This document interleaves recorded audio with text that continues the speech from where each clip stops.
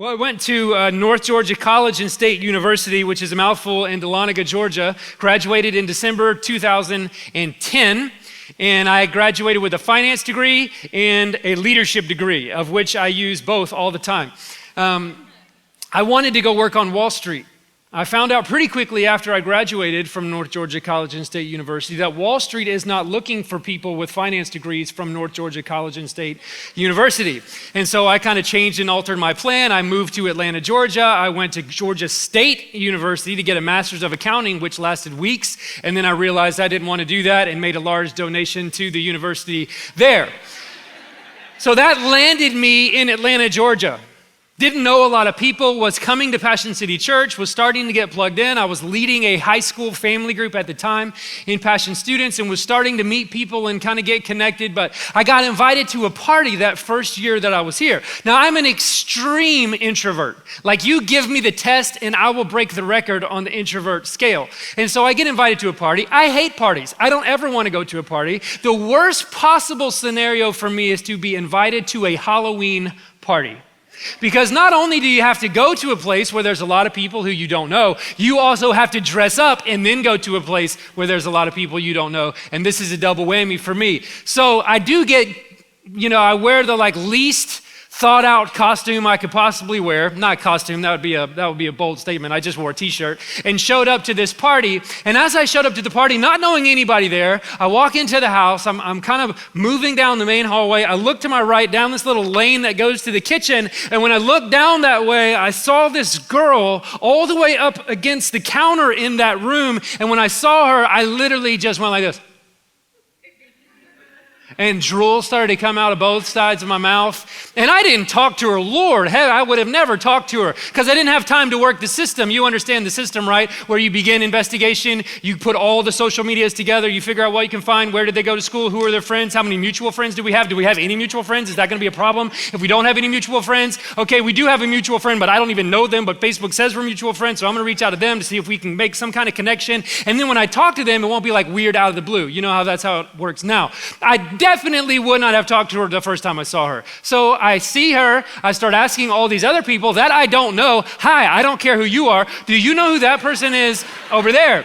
I find out her name, then I start the stalking. I start figuring out, okay, who is this person? What are they into? What does she like? Who do we both know? Nobody. Okay, that's kind of a problem. I go to another party at Christmas, just 2 months later. And when I get to this party, I only went with one intention. I don't care about the people here. I don't even care about making friends here. I'm here because I heard that Maggie Yonker was gonna be here. Is that true? Yes? Okay, I'll come. So I come to the party with the sole intent of, I'm gonna be here for 5 minutes. I'm coming in, I'm gonna ask her out, and then I'm leaving. And I walk in, and there she is, with her brother. Not the ideal environment, by the way. If you're gonna ask a girl out, be helpful if the brother wasn't there. So I did what every man in this room has done. I walked in with a lot of confidence, and then I did a lap. And then I got back to the room, and then I did another lap. And I did 17 laps, thinking to myself when I would get on this side of the lap, man, this is gonna be so awkward. She's gonna say no, then you're gonna leave. And then what are you gonna do if she says no? What if it's like a major no, and then it's a scene? Like, why are you talking to me? What are you gonna do? How awkward is this gonna be? And I just did lap, and lap, and lap, and lap, and lap, and lap. And then the brother left, and I'm like, okay, here we go. 1 more lap, 2 more laps. And then finally I got to the moment I said, you know what, I'm just gonna go for it. And I did. No, we didn't have anything in common. I didn't have a friend introduce me politely. I just walked up to this girl out of the blue and said, hi. And I had rehearsed what I would say. Don't know what I said. I do know it was the most awkward 45 seconds in the history of humankind. Then I asked her out. She said yes. I hadn't planned for what to do when she said that. So I just went, great. And then I left. Got in my car, called my brother. At this point, I'm sweating. My legs are like cramping because I had just walked 3 miles in someone's living room. I get in the car, I call my brother, I'm like, she said yes. And then he said, when? And I said, shoot. I forgot that part. So I sent her a Facebook message because that's what you did during this time. And we met at a Starbucks because that's also what you did at this time. And now we're married and we have a baby, and that's incredible. I tell you that story because every man that's in the room knows that feeling.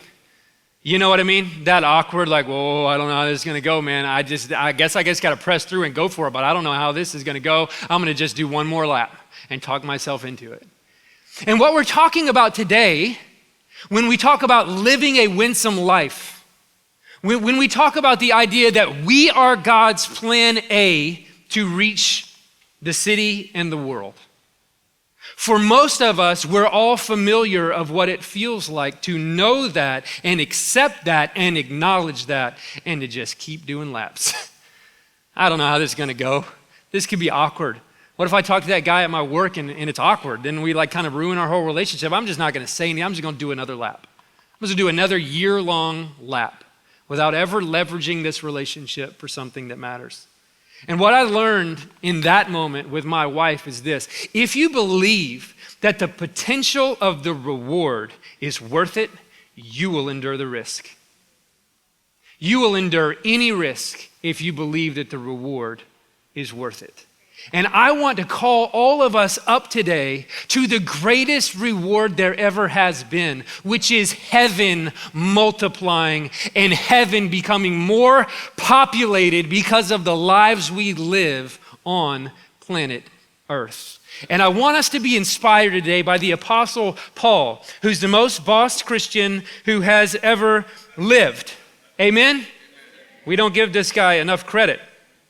We're going to be in 1 Corinthians chapter 9. I'm going to take a risk because it's the 11:45 and the only person here that's going to tell me when I've talked for too long is my wife.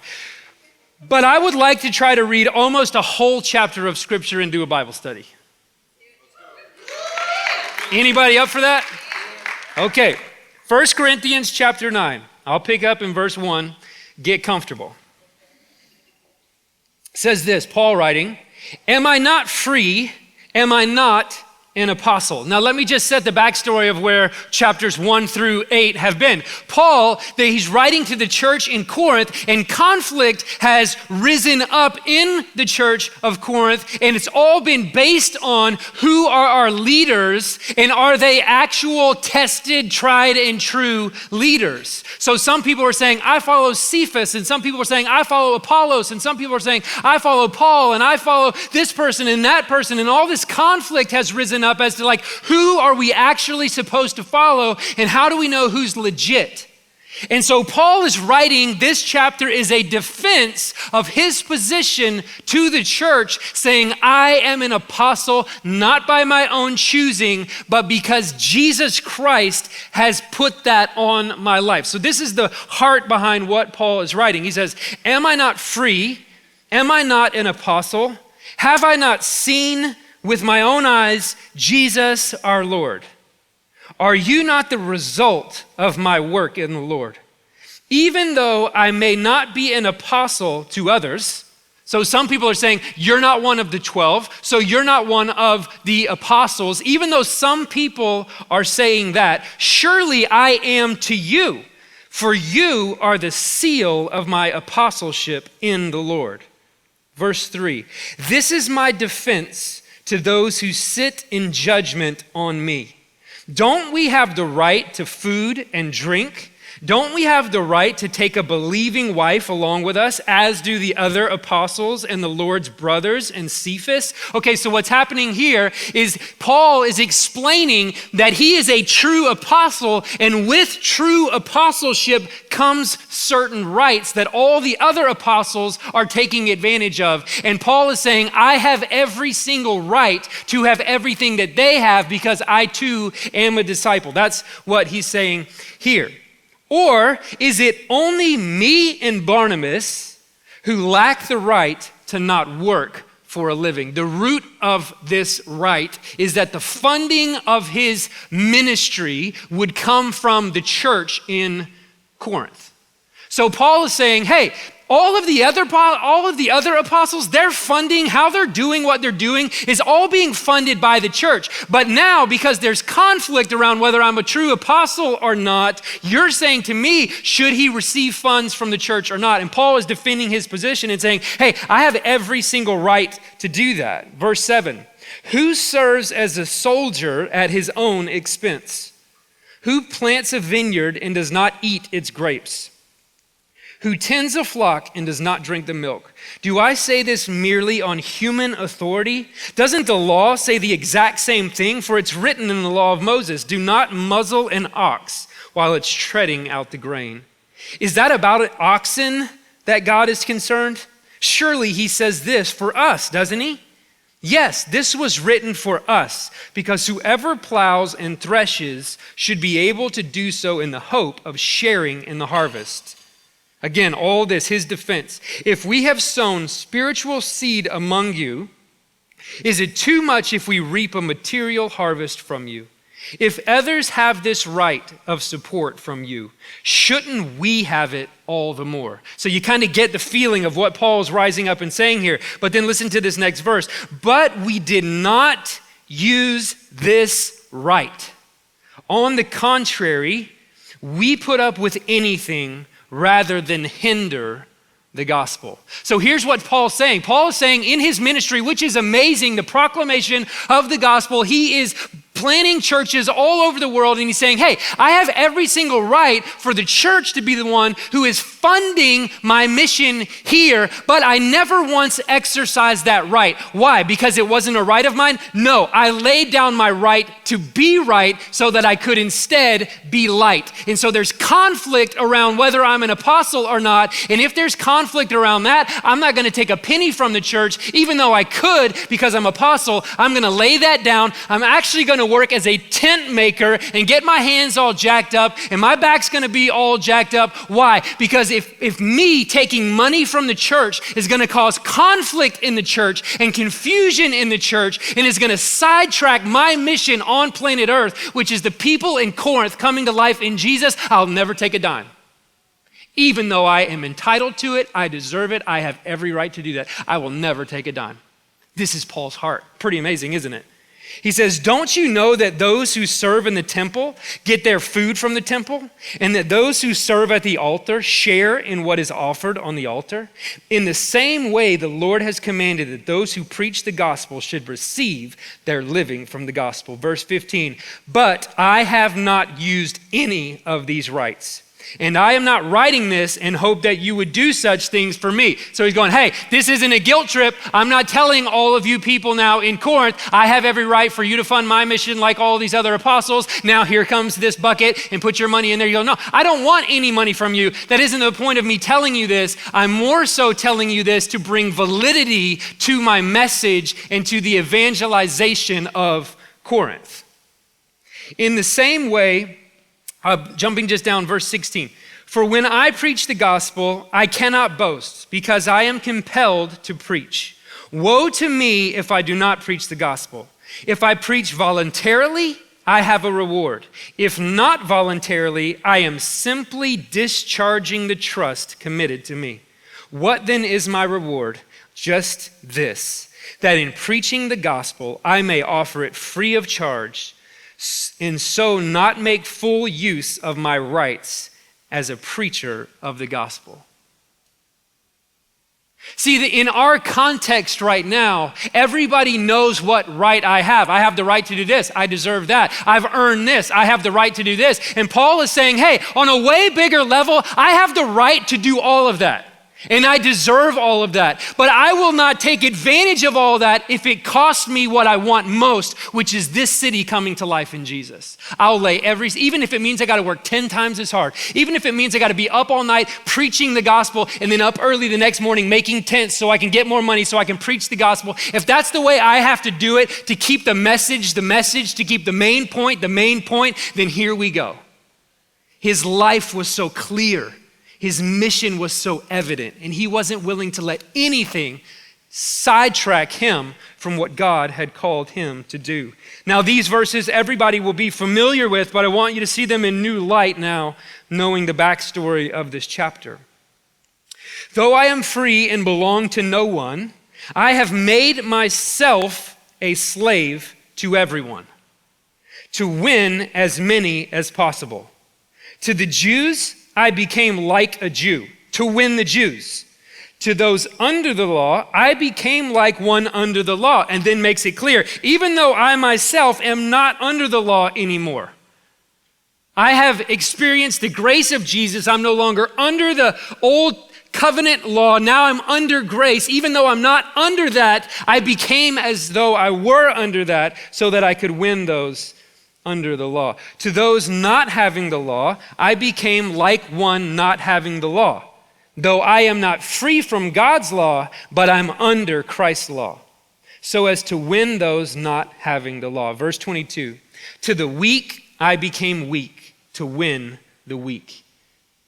Last one, I have become all things to all people so that by all means I might save some.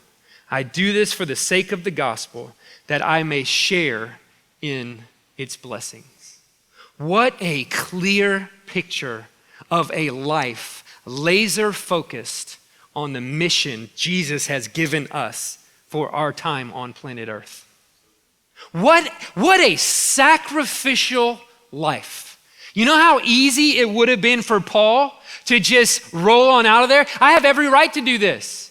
I'm not making you do anything that's not right. I'm not doing anything that's crazy. I have every right to do this, but I'm going to onboard all of the extra that it requires for me to reach you, because me reaching you is more important to me than you honoring my rights.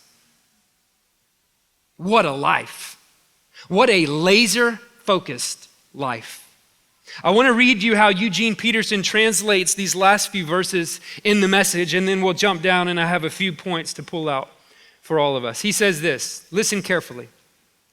Even though I am free of the demands and expectations of everyone, I have voluntarily become a servant to any and all in order to reach a wide range of people.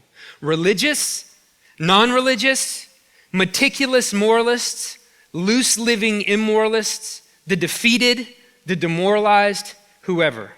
I didn't take on their way of life. I kept my bearings in Christ, important parentheses. But I entered into their world and I tried to experience things from their point of view. I love this. I've become just about every sort of servant there is in my attempts to lead those I meet into a God-saved life. I did all this because of the message. The message is what? The gospel of Jesus Christ. I didn't just want to talk about it. I wanted to be in on it. And I wonder at Passion City Church, Cumberland this morning, is there anybody who would say, down at the root of my heart, that's what I want to be about. I don't want to just be familiar with the message. I want to be in on the message. And if we will sign up and get into the game for that kind of life, I think we will see our city, our families, our companies change. A few points to pull out. Number one, we have to infiltrate culture before we can influence culture. You have to be in the culture before you can shape the culture. Why? Because you can't steer a ship if you're not willing to get in it. You say, well, what does that practically look like? Well, for Paul, what it looked like is I'm a slave to no one, but I'm going to be a servant to everyone. And when I'm around the Jews and there's all this controversy of should I eat that or should I not eat this or can I eat this and can I eat that? Even though I can eat whatever I want to eat, when I'm in their presence, as long as it doesn't violate my convictions in Christ, I'm going to live the way that they live so that I can be in their world with the plan and purpose of ultimately leading them and winning them over for the gospel. I'll get right in the mix with them. To those under the law, I became like one under the law. See, our adaptability leads to credibility with people. You understand what I'm saying? Like you have to, if you're trying to win people over for the gospel, you've got to know something about the people you're trying to win over to the gospel. You cannot win people over to the gospel by playing the same play you know how to play every single day. You have to study them.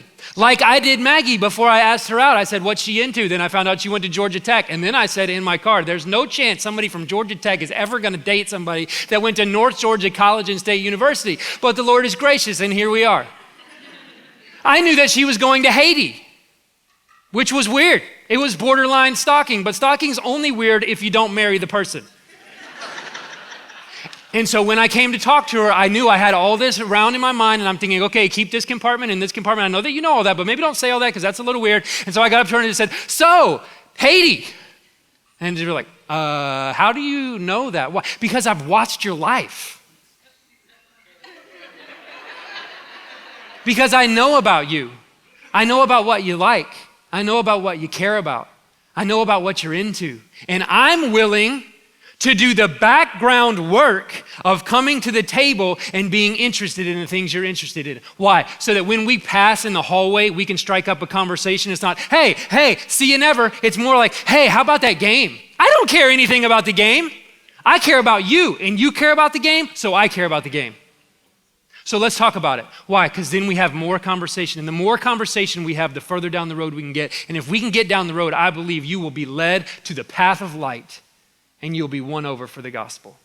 We have to infiltrate culture if we want to influence it. We cannot sit at an arm's length away and yell from a distance, the light's over here! No, left, right, this way, that way. No, you have to get in the mix with people if you want to influence those people.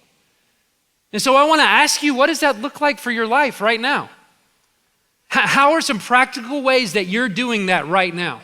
Getting in the trenches with people, caring about what other people care about, even though you don't at your root care about it. This is what Paul did. We have to infiltrate before we can influence. Number 2, the gospel is not only meant to be experienced, but it's meant to be participated in. You and I are meant to experience the gospel, yes, but once we have experienced the gospel, to participate in the work of the gospel. Yes, a rescue boat from heaven came your way and you got in it, but the reality we all have to come to understand today is the rescue boat isn't a 2-seat rescue boat.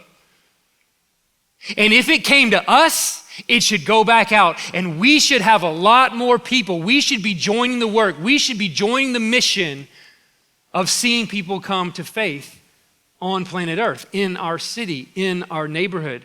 We aren't called to just come in here and experience it and be like, I was there. I was there isn't enough. We're called to come in, experience it, be filled up, be in the great assembly every time it meets, but also to be equipped, to be sent, to exit, to scatter, so that when we gather back again, there will be a new family. Hey man, I didn't see you before. Hey, I didn't see you before. How'd you get here? Oh, so-and-so works with so-and-so, and they met each other, and he got him here. This is the life, this is the vision that we all are called to get in on by being followers of Jesus. We're supposed to get off the sidelines and get in the game. I said before that I was a tennis coach before I came here to work at Passion City. And when I was coaching tennis, I was training some of the best nationally ranked players there are anywhere. And we trained them really hard. You're like, it was tennis, bro. How hard can you train in tennis? What'd you do? Like, you know what I mean? I get it. Trust me. You never played if you said that, but I get it if you do think that. But you know why they train so hard Monday through Thursday? Because on Friday, they got in the van and they were heading to wherever the tournament was. And they got to play. They got to compete. And I'm afraid that if we're not careful, we'll just practice until we get to heaven. Come on, we're gonna sing new songs. Come on, we're gonna run all the same things. Come on, we're gonna be filled up. But if all you do is practice and you never play, if all you do is sit on the sideline and learn how the game works, but you never get into the game, then we're missing the opportunity that Jesus has given us while on planet Earth. And I wanna be a part, I wanna be a part of a church that gets it. That yes, gathers every time the doors are gathered. There is incredible power in that. But also who understands my greatest opportunity may be on Thursday morning in a boardroom that nobody else from Passion City Church is gonna be in. This is the kind of church I want us to be. When I was 2008, I got tricked into going to Passion Conference. Some of you have heard that story before. Some of you are like, that's how I got here. And when I did, it was like a firework, my life. There was a few months of processing, but when Jesus got a hold of my life and my crash collision intersected with the gospel, it was as though someone set a firework off. Everything I want to do now is different. Everything I want my life to be about is different than it was in 2008 and 2007 and all the years before. And I remember there was a coach growing up for me. His name was Murray. And then we would travel every single weekend together. I would travel with Murray. We'd be going to a tournament. Some months it felt like I spent more time with Murray than I spent with my parents. Murray, no clue about Jesus. No clue. And I remember 2009, I'm like, man, I think I want to go to ministry and I want to go to seminary, and all this stuff's changing around for me. And I'll never forget being on the other end of the phone from him, and he said, Grant, if all this is happening and if Jesus has changed your life so much, then why haven't you told me about him? And I remember the way the phone felt in my hand when he said that, and I was like, Jesus, help me to not be that guy. I don't want that to be what my life is about. That I somehow secretly knowing the answer am around people all day, every day that are gonna have to work and have to ask questions to get to what I have. I want to be a person who has a mindset of going, man, I am living on mission here. And yes, I have been saved and set free and redeemed by the grace of Jesus. And I believe that the same grace that set me free is going to set you free. So you may not want to hear about it, but I'm going to be in your story, man. And when your life hits the wall, I'm going to be right there. And when it does, I'm going to be able to tell you how I got through. Not for the sake just to tell you how I got through, but because I believe how I got through is how you're going to get through. And it's the most important thing to me. So I want you to know about it because you're important. And I wonder for us, how many people in your neighborhood have any clue that you're here this morning? Like, how many houses did you have to drive down on your street with all the cars in the driveway today, and they have no idea where you're leaving to go? If they're gonna know, we're gonna be the ones that tell them. Not me, not a paid Christian, not 5 or 10 of us, all of us, thousands of people who are alive in Jesus are gonna be the people who see the city change. But we're gonna have to step into it. And is it risky? Of course it's risky. Of course it is. Could it be awkward? Yes. How many conversations I've had with people about Jesus that are awkward? So many. But in my mind, I believe the reward is worth it. And so I'll endure the risk of that. See, the tendency for us is to seclude ourselves. We got ours, we're good. We'd like to hit eject now. Just wake us up when we get to heaven. Be great. I got an uncle somewhere down the line if somebody could do something about him, and we just seclude ourselves. It's like, I think about this. I told you I was a student pastor before. That's why there's a tent on the stage. It's like this. We meet Jesus. Our life gets changed. We begin to form our community around us. And then we actually make being alive in Jesus a qualification for you to be around us. You want to be around my family? Great. Where do you go to church? How many days a week do you go? Do you know all the lyrics to the new Hillsong album? The new one? Do you know Oceans? Every word? Do you know the Spanish version of Oceans? Not there yet? Okay. You got a small light, but hey, there is a light. So you can come on in here, bro. What about you? What's your story? Where were you yesterday? Really? Saturday night? Interesting. You can't come in here if that's where you were last night. This is not for you. See, this in here, you gotta turn your light on before you come in here because we're trying to see how bright we can get it in here, and we can't really have your low wattage coming in here. What happened to you? You've been through what? You're addicted to what? You're wrestling with what? Great, awesome. There will be a day when you can come over to my house, but it is not today. You need to figure some of that out. And then everybody else, it's like, come on in. Make sure you turn your light on. Let's get it bright in here. Come on in. Let me just turn my light on. Sorry, guys, there's a few seconds in here where y'all are probably worrying about whether I had one. Here we are. I wonder what's wrong with all those people out there. I wonder when our neighbors, babe, are gonna get it. Like, how long do you think it's going to take them to get it? We keep seeing them come in here Saturday night about 2 a.m. We hear them yell in their room at night. What's wrong with them? Can you see them? I wonder why it doesn't really feel like Jesus is doing something really significant right now in the city of Atlanta. What do you think all their problem is? You just don't think they're interested in it? Don't think they want it? Man, there's that one guy over there. His light's kind of been flickering for a while. I know he had some stuff going on in his marriage. I think maybe he's going to stumble into church one of these days. He'll be our guy. And then we sit in here and sing songs like, "Take me deeper, Lord. Follow you anywhere." And Jesus is going, great. If you want to follow me, guess where I'm going? There's 6.5 million people out here. That's all great, and I'm in there. Trust me, I'm in there with y'all. But there's 6.5 million people out here, and the world is never going to get in here if we're not willing to get out here. This is the whole point of the gospel. The world is never going to buy the lie that we sell them when we say, Jesus, in order for you to get with him, he comes, you don't have to do anything, you don't have to earn his love, he just moves towards you. It's going to be really hard for them to believe that if every time they're around us, we make them earn our love.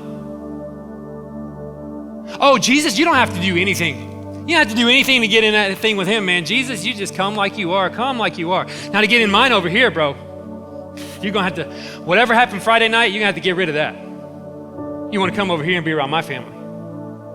And Jesus is going, no. You're the plan. I could have come up with 1 billion different plans, but I made the plan you and you and you, not professional Christians. I made the plan us, sons and daughters. You're like, well, what do you do? Yes, I do this for a living. But my job is not to preach. My job is not to be a professional Christian. My job is to get in on the work. And the outworkings of that for me is that happens here. You're like, well, I work in IT. Great, you are an evangelist who happens to do IT. Well, I work down at Georgia Tech and I'm in the academic advising office. Great, you didn't just happen to get there. That is your Holy Spirit assignment from God for you to be his representative at Georgia Tech. Go for it. See, we all have the same job. It just works itself out different.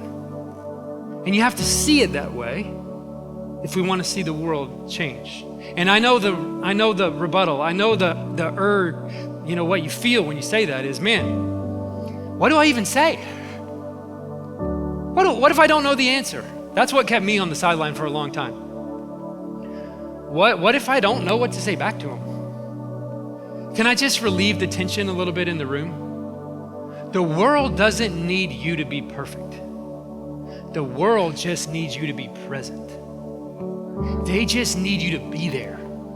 They don't need you to be able to explain the divine depths of the Trinity. They need you to be in their living room when their marriage is on the rocks. And you don't have to have seminary education to be able to do that. You don't have to be able to solve all the theological conundrums in the world. You just have to be in the hospital waiting room when your neighbor's kid is in there. The way I've felt this in my life as a preacher, no one message have I ever felt like I'm really putting this to action, ever. I just feel like I'm up here doing a thing and then I'm there. But man, the times that I've sat in the waiting room with people at the hospital, I don't have anything to say. I don't have an answer for why this happened. I don't have any of that. But man, I just want you to know I am here. I'm not going anywhere. My shoulder is a shoulder for you. If you need to put your head on somebody's shoulder, I'm right here and I'm not going anywhere. This is what it looks like to fight for the people in the city of Atlanta, and all the people who are resting their head on your shoulders can't be people who already have the light, because Jesus is on the move. And if he's on the move, I don't know about you, I want to move with him. And he's moving into the city. He's moving into the places where it will be risky for us to go, but man, the reward will be worth it. And this is what Paul displayed for all of us. It's going to cost me something. This isn't going to be easy. But at the end of the day, my goal here isn't to have a good job and get a good retirement and get to the right lake house. My goal is that at the end of my life, which is a vapor, I'm gonna stand before Jesus, and when I do, I want there to be a line behind me. And I want us to be a people who live that kind of life. So like for you right now, how far down in your phone would you have to scroll through your text messages before you got to someone who's not following Jesus? How far back on your calendar would you have to go to get to a Paul-inspired day? Oh yeah, I've got the right to do all that. I'm not a slave to anybody, and I don't have to do it. But I'm making myself a servant to all, and I'm gonna get in your world. Why? Because I believe I have what you need, and I can show you the way to get there. So come on, church. We're the plan. The city's not gonna change unless we change, and unless we carry this into the city with us. You don't have to be perfect. You just have to be present. Jesus, the ultimate display of this. You know, Jesus hanging on a cross on Calvary's Hill, he has every right to just be like, I'm done, I'm coming down. All you guys, you're done. Mess with the wrong guy, because I'm God. You're done. Every right.